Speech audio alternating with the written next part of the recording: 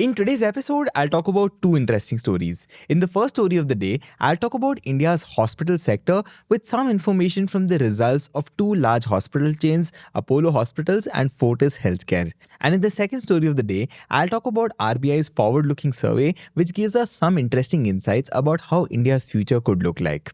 Welcome to the Daily Brief Show by Zerodha, where our aim is to cut through the noise and simplify the biggest news and stories in the financial markets in a way that is easy for you to understand, yet one level deeper as compared to your traditional news channels. I'm your host Anurag Bansal, and today is Thursday, the 13th of February. Let's begin with the first story of the day. See, two of India's biggest private hospital chains, Apollo Hospital and Fortis Healthcare, have recently released their latest quarterly results. Now, my idea over here is to take a very quick look at the performance of these companies in order to get a good sense of how the hospital sector as a whole is doing, and in case there are any insights that people like you and I can actually take away from all of it. Now, as for the results, both of these companies have reported impressive growth in profits, improved operating margins, higher occupancy rates, and also an uptick in how much they earn from every occupied bed.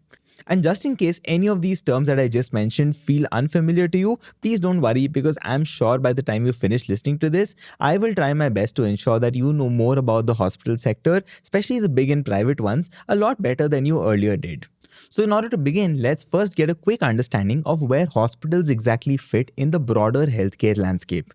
See, in India, healthcare is usually split into three levels. The first level is primary care, which involves your neighborhood doctor's clinic where you'd go for simple checkups or minor illnesses. The second level is secondary care. Now, this covers medium-sized facilities like local hospitals or nursing homes, which can handle moderate illnesses, but they usually avoid ultra-complex procedures. And the third and most advanced level of this is tertiary care. Now, this is where the large and multi-speciality hospitals like Apollo, Fortis, etc. operate. They handle sophisticated treatments like organ transplants or complicated heart surgeries as well. And because these procedures are often more specialized and more expensive as well, this level offers the biggest revenue opportunities for obvious reasons. Now see, hospitals generally earn money from different streams, but a big part of it comes from outpatient departments and inpatient departments, which are OPD and IPD respectively. And in order to explain what this exactly means, OPD patients visit for quick consultations, simple tests or minor treatments and then go home simply. But on the other hand, IPD patients are those who actually get admitted for surgeries, intensive care or basically longer term monitoring. And since these admitted patients bring in charges for hospital beds, procedures, medical supplies, and many other services, they obviously end up producing a larger share of a hospital's total earnings. And while OPD visits tend to make up most of the footfall in a hospital, it's often the IPD department which accounts for most of the revenue. Now see, when people who invest in hospital chains look at the hospital's performance as a whole, they usually end up focusing on a few key measures. One such measure is the bed occupancy rate, which basically tells you how many hospital beds are usually occupied by patients. A typical Indian hospital might see occupancy rates between 60 to 75% for your reference. Another closely watched metric here is ARPOB, or average revenue per occupied bed. And this indicates how much money a hospital is making per bed per day. Premium hospital networks like Apollo or Max Healthcare can charge around 40 to 50,000 rupees per day for an occupied bed. Other chains like Narayana Health charge lesser amount of money, but they handle more patient volume, which also helps them stay profitable in this case. Then there is also ALOS, or the average length of stay, and this metric shows us how many days a patient usually spends in the hospital. Now, most hospitals usually try to keep this between 3 to 5 days to balance the need for fast patient turnover with the revenue coming from complex treatments. But beyond all of this, analysts also keep a track of the hospital's EBITDA margins, which basically show us how much of the hospital's operating income remains after routine expenses like staff salaries and general administration costs are subtracted from it. By the way, a hospital's payer mix is also very key to its overall financial picture. Some patients pay all the bills out of their own pocket, which allows hospitals to charge their full rates and receive quick payments as well. Now, this group can include medical tourists who usually travel from another country for high-end or very specialized procedures. But then there are also patients who are covered by insurance. And here, rates are negotiated and margins might be a little bit thinner as compared to regular ones. Insurance also tends to slow down how quickly hospitals get paid, but it usually brings brings in a more consistent flow of patients. And on top of that, there are government-run insurance schemes and corporate health tie-ups which further diversify how hospitals collect money from their services. So now with all of this background in mind, we can now look at how Apollo Hospitals and Fortis Healthcare have performed in the latest quarter. But before we get into it, let's also remember that these two chains catered largely to patients who can afford expensive treatments or who have a good health insurance coverage. And as a result, they might not be the best examples of how healthcare works in all the parts of India. But regardless, they are very useful if you want to see how advanced and urban hospitals operate and what trends are shaping the private healthcare sector at large. Now, Apollo Hospitals is the largest private healthcare network in India. It has 73 hospitals and over 10,000 operational beds. And apart from its core hospital business, Apollo also runs pharmacies, diagnostic centers, and digital health services. In the most recent quarter, which is quarter 3 of financial year 2025, Apollo brought in about 5,527 crore rupees in revenue, reflecting a 14% year-on-year increase. Now, out of this, hospitals alone contributed to 2,785 crore rupees, which was about a 13% jump from last year. Now, one part of the reason for this increase was that patients were spending more per day of treatment, with the ARPOB, as I mentioned earlier, rising by 8% to around 60,839 rupees. The occupancy rate also stayed healthy at around 68% here. Apollo's pharmacy and digital health segment recorded a 2,352 crore rupee in revenue and grew by 15% over the same period last year. Also, an interesting part of Apollo's entire story is its online platform now. This is called Apollo 24/7. This quarter, it became profitable and contributed 32 crore rupees in profit after taxes. And that is a big improvement considering it made a loss of 27 crore rupees in this same period last year. And this good news comes on the heels of a major investment by a private equity firm named Advent International, which bought a significant stake in Apollo 24/7 for around 2,475 crores in the previous year.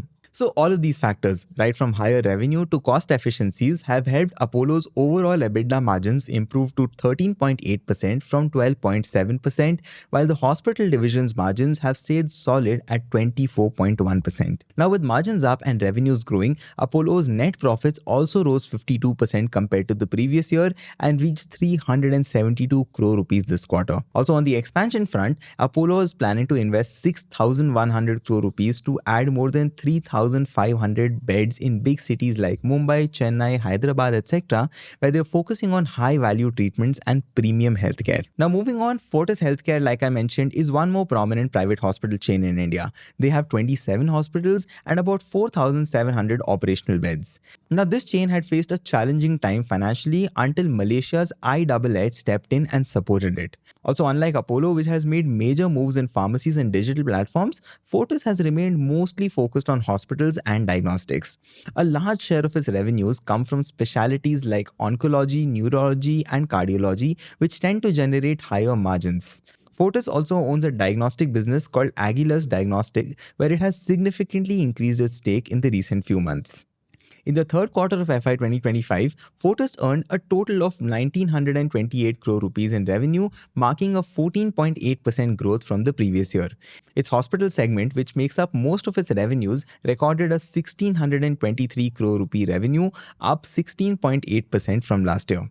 Now, this growth came from both higher patient admissions and the higher amounts that were billed for each patient's stay. In fact, its ARBOP rose by 9.9%, which shows that Fortis is charging more per day of care than they were doing before.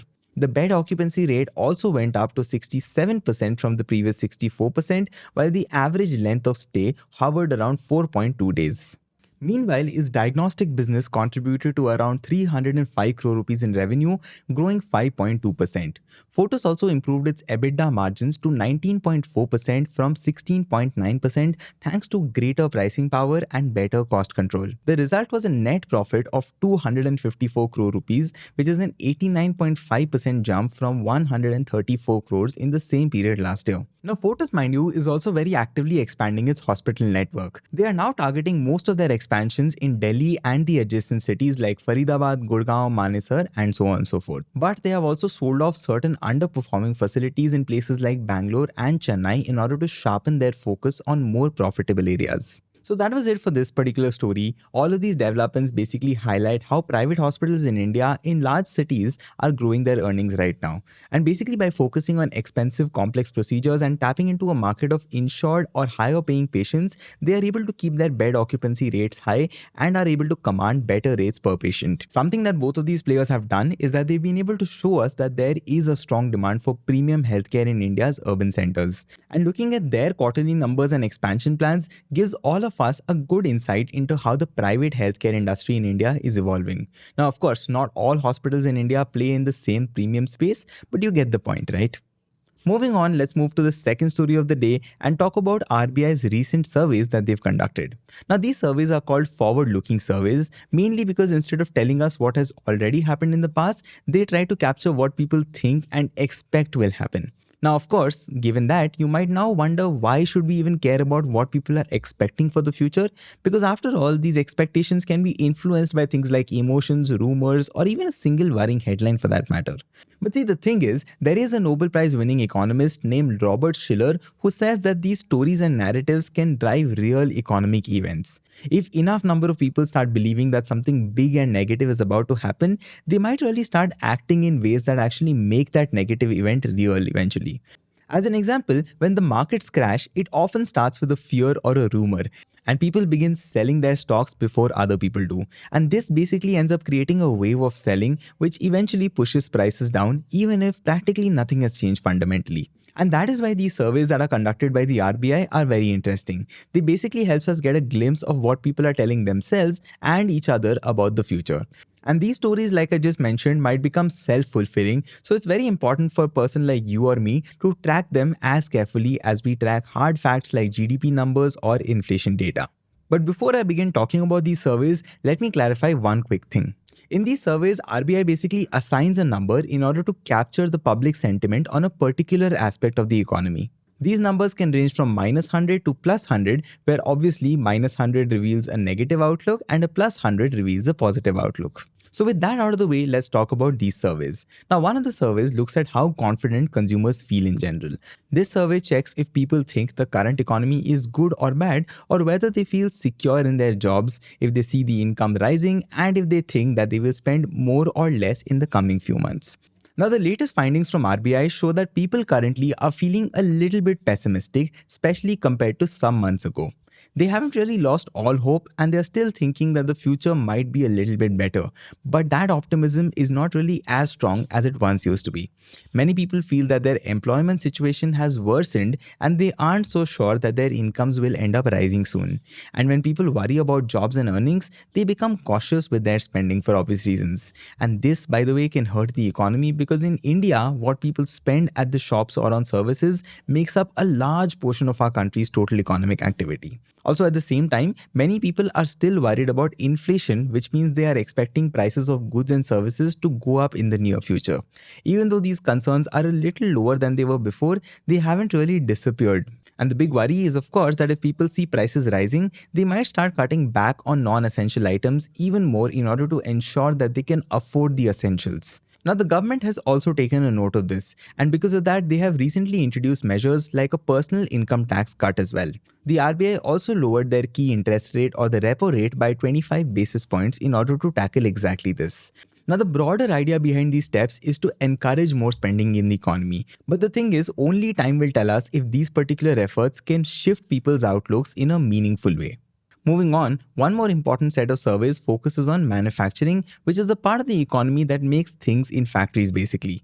Now over here, the RBI checks with a group of companies to see if they are taking more orders, whether they're using most of their available capacity, if they are increasing the prices of their products, and whether their raw material costs are rising or not. Now, the latest information from them suggests that manufacturing demand is steady, but it is not really surging in our country. Companies are definitely getting new orders, but the rate of their growth in these orders has slowed down when compared to previous periods. And at the same time, their costs have gone up because raw materials have become more expensive overall. And while some of these costs are passed on to consumers like you and I, companies cannot really pass on all of it, so their profit margins have now started to take a hit. And because of that, since companies are not seeing a huge jump in demand, they don't really feel pressured to increase how much they make right now as well. And for obvious reasons, if they aren't running close to full capacity right now, they won't really go on and build new factories or invest in expensive equipment. You see where this is going? The economists are worried that if this continues, India might be stuck in a cycle where private companies are not really putting enough money into new projects. And this could mean slower growth for the economy over time. Then there's also a survey which looks at bank lending, which helps us see if businesses and people are borrowing more or lesser amount of money. Overall speaking, companies have been borrowing for manufacturing, infrastructure, and services, but individuals seem more hesitant to take loans for personal needs like buying a car or funding a holiday. Now, it could be that consumers are being careful because they aren't really sure about their jobs here. But it also might be that banks are charging more interest or are being stricter about who can really borrow the money. According to the survey, though, it has actually become a bit easier to get a personal loan lately, yet the demand for such loans has still slowed down. Now, this is consistent with the sense of caution that we saw in the consumer confidence findings as well. By the way, an outside report also confirms this gentle slowdown in credit growth. Last year, when the economy was emerging from a tough period, we saw loan growth shoot up to over 20%. This number has now dropped to around 11.4%. And this makes sense if people are feeling more nervous and less optimistic. The important thing to note here is that if customers are not really spending or borrowing, businesses could end up seeing fewer customers, and that can make them hesitant to invest. And as a result, the whole economy grows a little more slowly than it could have otherwise grown. So putting it all together for you, these RBI surveys basically show that Indians are becoming a little bit more careful with their money and a little bit more worried about where the economy is headed. They are sensing that their jobs are not really very secure, their incomes may not rise as quickly as before, and inflation is still going around. Meanwhile, on the other hand, manufacturers are seeing a stable demand, but not really as exciting as something that would encourage them to expand aggressively. Banks are generally ready to lend, but borrowers, especially in the retail or personal segment, are not really too eager to do this. So if I were to take everything as a whole now, it basically suggests that our economy needs some amount of support to lift people's spirits and also encourage spending.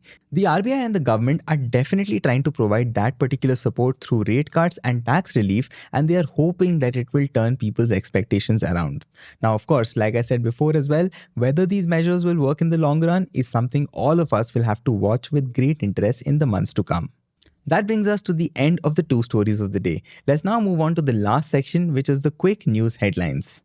First, India's direct tax collections have shown robust growth in the first 10 months of FY 2025. They have reached 17.8 lakh crore rupees, which is a 14.7% increase from the previous year. Now, this growth has been primarily driven by the non-corporate tax sector, which grew by 20.9% to reach 9.4 lakh crore rupees. Corporate tax collections, while still positive, showed a more modest growth of around 6.1%, amounting to 7.8 lakh crore rupees. Second, in a significant development for India's technological infrastructure, Lam Research, which is a major American semiconductor equipment manufacturer, has committed to investing over 1.2 billion US dollars in Karnataka. This investment aligns with India's broader semiconductor strategy, which includes a $10 billion government incentive package, which is designed to develop a comprehensive semiconductor ecosystem. The timing of this is particularly interesting, and that is because India's semiconductor market is expected to expand significantly, with projections indicating that it will reach 63 billion US dollars by 2026. Lam Research investment through their agreement with the Karnataka Industrial Area Development Board represents a crucial step towards realizing these particular ambitious targets. Third, the Indian jewelry sector is experiencing unprecedented pressure as gold lending rates have doubled in just 1 month, reaching historic highs. These rates, which traditionally fluctuate between 1.5% and 3%, have now surged well beyond these typical ranges. And this dramatic increase has created significant cost pressures for major jewelry retailers including Titan, Kalyan Jewelers, and the likes. The rate spike can be attributed to global bullion banks redirecting their gold supplies to the United States market, where futures are trading at substantial premiums of $28 per ounce over spot prices. That's all the news and stories I have for you today. I hope you enjoyed this episode and maybe learned something new from it today. This is your host Anurag Bansal signing off. I'll see you in the next episode. Take care and goodbye. Disclaimer: this content is for informational purposes only. None of the stocks, brands, or products mentioned are recommendations or endorsements.